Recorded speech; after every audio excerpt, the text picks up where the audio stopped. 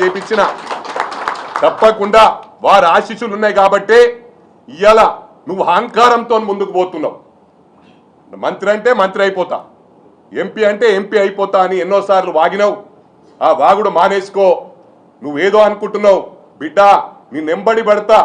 మళ్ళా నువ్వు రివర్స్ వచ్చి బ్యాక్ వాటర్ లాగా సముద్రంలో బ్యాక్ వాటర్ ఎట్లొస్తాయి అవి అదేవిధంగా నువ్వు ఏడికెళ్ళి పాల వినవో ఆడికే వచ్చే విధంగా నిన్ను వదిలిపెట్టా అని చెప్పి కూడా ఈ సందర్భంగా తెలియజేస్తా ఉన్నా. ఒకటి మరోసారి ఇది నీకు నాకు సంబంధించింది. కాంగ్రెస్ పార్టీ తరఫున మాట్లాడుతున్నా.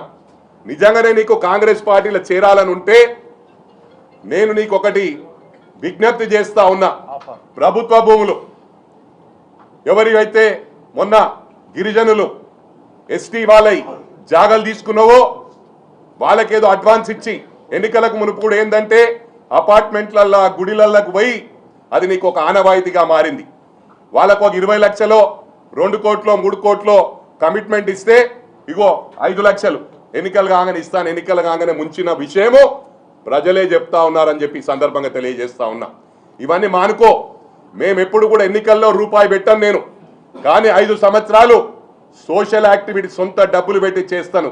అది మొత్తం రాష్ట్రం అంతా తెలుసు. దేనికైనా ఛాలెంజ్ చేస్తా.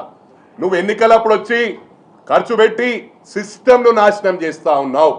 నేను ఇక్కడ అందరికి కూడా విజ్ఞప్తి చేస్తా ఉన్నా, మా ఇన్ఛార్జ్లందరికీ కూడా.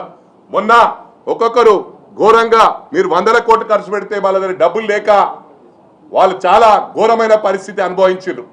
వాళ్ళందరూ కూడా ఒకటే కంకణం కట్టుకున్నారు, సిస్టంలో మార్పు రావాలి. నీలాంటి వెధవలకు అవకాశం లేకుండా చేయడమే మా ఆకాంక్ష. తప్పకుండా నిలబడతాము. నువ్వు ఎప్పుడైతే ప్రభుత్వ భూములు అసైన్మెంట్ భూములు ఏడేడ కబ్జాలు పెట్టినావో ఇవాళ అక్కడ కూడా స్టేలు తెచ్చుకుంటా ఉన్నావు. ఇక్కడ చిన్న దామర్ చెరువుది మండే వరకు వాయిదా వేసిండ్రు. ఎఫ్టీఎల్ ల్యాండ్కు బఫర్ జోన్కు ఎవరు కూడా స్టేలు ఇవ్వరు. కోర్టు వారికి కూడా తెలుసు. ఇది కోర్టు కమిషన్ ద్వారానే అవుతా ఉంది కాబట్టి కోర్టు డెఫినెట్గా తిరస్కరిస్తారు. మరి ఇంకొకటి నేను విజ్ఞప్తి చేస్తా ఉన్నా. నిన్న టీవీలో మాట్లాడేటప్పుడు నేను చూసిన, అప్పటిదాకా నాకు తెలియదు ఏం ఇష్యూ. అక్కడ మాట్లాడుతూ ఉంటే నేను నిన్న ఒక్కొక్కటి పోయి 4 వచ్చినాయి 5 వచ్చినాయి జేసీబీలు డ్రిల్ చేయనికి వచ్చినాయని. అవన్నీ అవాస్తవాలు.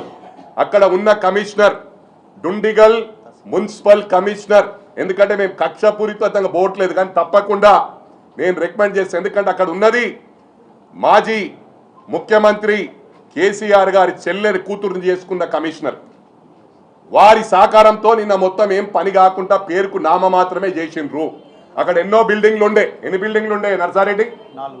4 బిల్డింగ్లు ఉంటే టైం పాస్ చేసుకుంటా ఎంఆర్ఓ గారు టోటల్ గా మల్లారెడ్డికి కొలియుడు. అంతకు ముందు గతంలో కప్రాలో ఎంఆర్ఓ చేశాడు. అదే ఎంఆర్ఓ ఇక్కడికి వచ్చిండు.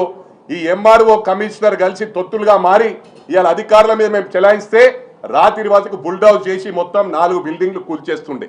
అధికారుల దాంట్లో ఇన్వాల్వ్ కాలే.